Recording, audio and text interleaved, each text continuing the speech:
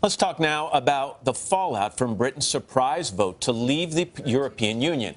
It caused markets around the world to plummet, so what will happen on Wall Street this week? We have two reports, beginning with NBC's Keir Simmons in London. Keir, good morning to you. Matt, good morning. Shares in two major British banks were briefly suspended this morning, with the UK and Europe in a political standoff, and politics here in Britain, America's closest ally, in virtual meltdown. America is battling to defend its interests in Europe.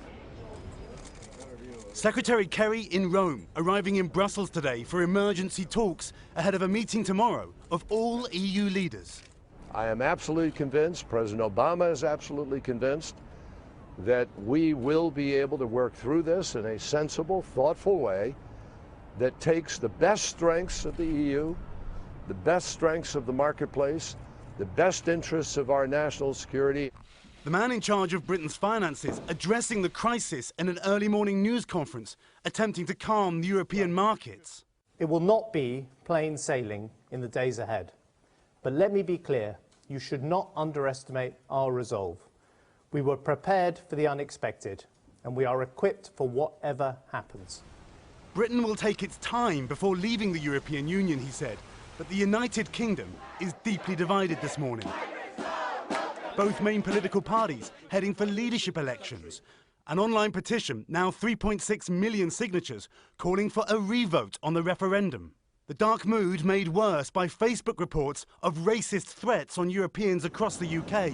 The Pope yesterday urging unity and understanding. There is something not working in Europe's union, he said. Let's not throw the baby out with the bathwater. But many of Europe's leaders seem in no mood to compromise. The United States had made clear it did not want Britain to leave the EU. Secretary Keir now expected to urge other EU members not to follow Britain out of the door. Tamron and Matt, one British lawmaker saying this morning we need to replace hate with hope. Keir Simmons in London. Keir, thank you very much. Hello, Today fans. Thanks for checking out our YouTube channel. Subscribe by clicking that button down there and click on any of the videos over here to watch the latest interviews, show highlights, and digital exclusives.